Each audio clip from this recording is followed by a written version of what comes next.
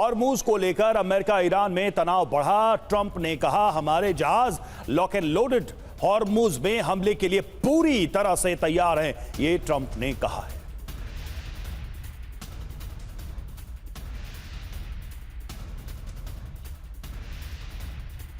वहीं straight of Hormuz पर Donald Trump का एक और बयान है। माइंस बिछाने वाली बोट नष्ट करेंगे और ट्रंप ने यूएस नेवी को आदेश भी जारी किया है, हॉर्मूज में ईरानी बोट को देखते ही गोली मारो।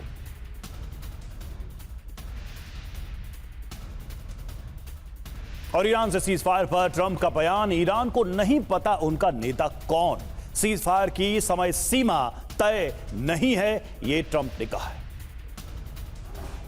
डोनाल्ड ट्रंप का बयान, शूट एंड किल का ये ऑर्डर और किसी भी वक्त फिर जंग, क्योंकि ट्रंप की धमकी साफ है कि ईरानी बोट्स को मार गिराने का ये आदेश दिया जा रहा है और माइंस बिछाने वाली बोट्स पर फायरिंग कर दो। हालांकि स्ट्रेट ऑफ हॉर्मूज पर ही यूएस नेवी का पूरी तरह कंट्रोल भी है और डील होने तक नाकेबंदी नहीं हटाई जाएगी। हालांकि ईरान को पूरी तरह तबाह कर सकते हैं, बचे हुए ठिकानों पर भी हमला कर सकते हैं, अस्थायी नहीं बल्कि स्थायी समझौता चाहते हैं। अब देखिए इसके मायने क्या हैं, इसको भी समझना जरूरी है।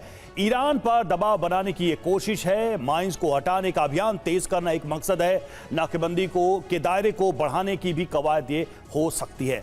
बड़ी बात यह कि यूएस ईरान के बीच कभी भी जंग शुरू हो सकती है। अभी के हालात में बोट पर फायरिंग से हालात बिगड़ सकते हैं। ट्रंप की धमकी से शांति वार्ता की जो कोशिशें चल रही हैं उस पर भी खतरा बढ़ सकता है। और बड़ी खबर है, इटली सरकार ने ट्रंप को फिर झटका दिया है। वर्ल्ड कप के लिए ईरान की जगह लेने से इनकार और इटली के खेल मंत्री आंद्रे अबोदी का यह बयान सामने आया। ईरान की जगह लेना ठीक नहीं होगा। ट्रंप के करीबी ने फीफा को सलाह दी थी और ईरान की बजाय इटली को मेजबानी देने की इस सलाह के बाद ये बयान सामने आया है। एक बार फिर से बता दें, ये इस वक्त एक बड़ी खबर, एक बड़ा डेवलपमेंट, क्योंकि ये इटली सरकार की तरफ से डोनाल्ड ट्रंप को दिया गया वो झटका है जहां वर्ल्ड कप के लिए ईरान की जगह लेने से इनकार कर दिया और इटली के खेल मंत्री आंद्रे अबोदी का यह बयान कि ईरान की जगह लेना ठीक नहीं होगा। ट्रंप के करीबी ने फीफा को यह सलाह दी थी कि ईरान की बजाय इटली को मेजबानी देने की ये सलाह। मनीष, अब जाहिर सी बात है, क्या डोनाल्ड ट्रंप को एक और मौका मिल गया नाराजगी का? देखिए, सबसे बड़ी बात तो यह है कि ईरान को भरपूर राजनीतिक समर्थन हासिल है वैश्विक समुदाय में, इसका ये एक प्रमाण है। वरना आप सोचिए कि कभी एक ऐसा समय होता था जब अमेरिका इस तरह का एक फरमान जारी करता था और यूरोप के सभी देश उसके हाँ में हाँ मिलाते थे। लेकिन ईरान के मामले में वैश्विक समुदाय ये बात मान रहा है कि अमेरिका की तरफ से ज्यादती हो रही है, अंतर्राष्ट्रीय नियमों की अवहेलना हो रही है और ईरान पर हमला पूरी तरह से गलत है। लेकिन अब सवाल यह है कि जंग में और डिप्लोमेसी में दोनों में अलग अलग बातें हैं। इटली की तरफ से चाहे जो भी कोशिश की जा रही हो, यूरोप की तरफ से जो भी कोशिश की जा रही हो, लेकिन हकीकत यह है कि ईरान और अमेरिका इनके बीच में जंग हुई और आने वाले समय में फिर कभी भी जंग शुरू हो सकती है। अमेरिका और इजराइल जिस वक्त ईरान के से जंग करने जा रहे होते हैं उस वक्त ईरान को अकेले लड़ना पड़ रहा होता है।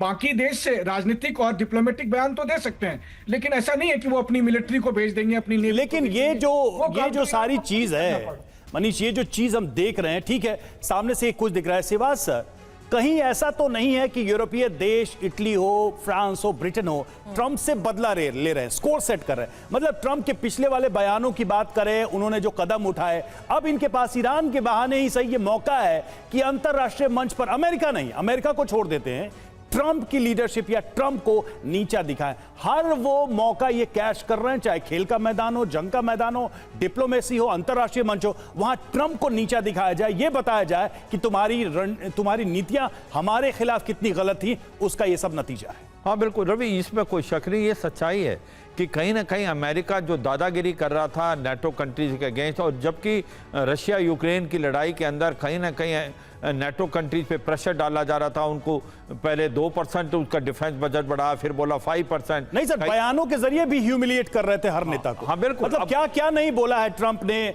फ्रांस के, जर्मनी के, इटली के नेताओं के खिलाफ, ब्रिटेन के नेताओं के खिलाफ। कई तो उन्होंने पर्सनल रिमार्क भी मालूम के अगेंस्ट पास किए हैं। और जो चांसलर है जर्मनी, अब बदला लेने का मतलब ये तो सच्चाई है, नेटो कंट्री बिल्कुल नहीं जाना चाहते इस लड़ाई में और वो इसके विरुद्ध है। उन्होंने पहले बोल दिया ये लड़ाई जो है नेटो की नहीं है, नेटो नहीं आएगा। अमेरिका आर्टिकल 5 जो है नेटो का उसको एक प्रकार से लागू करना चाहता था। वो ये कह रहा था कि अगर एक पे हमला तो सब पे हमला।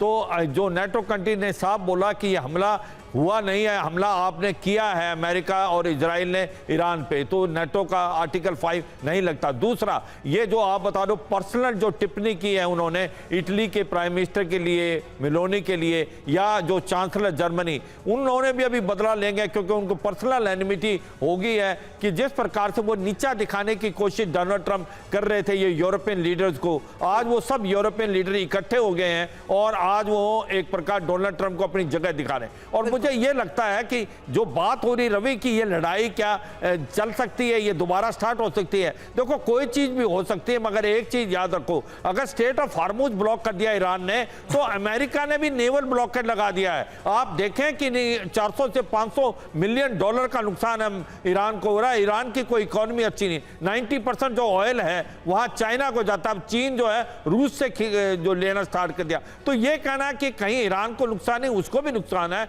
अमेरिका को नुकसान है। मुझे लगता है बातचीत से कोई हल निकल सकता है। प्रॉब्लम इजराइल है, इजराइल नहीं चाहता ये लड़ाई रुके, इजराइल चाहता है कि लड़ाई लंबी जाए। मैंने तो पहले ही वार्ता के बाद कहा था लेट्स मेक मनी, आप आज भी $500 हर रोज कमा सकते हैं, लेकिन क्योंकि आप मेरी डील के तहत नहीं मान रहे, बातचीत नहीं कर रहे, इसलिए आप ऐसा मौका गवा रहे हैं जहां स्ट्रेट ऑफ हार्मुज से ही आप और ज्यादा पैसा रोजाना $500 मिलियन का ये आंकड़ा वो डोनाल्ड ट्रंप के बयान में भी उन्होंने कहा।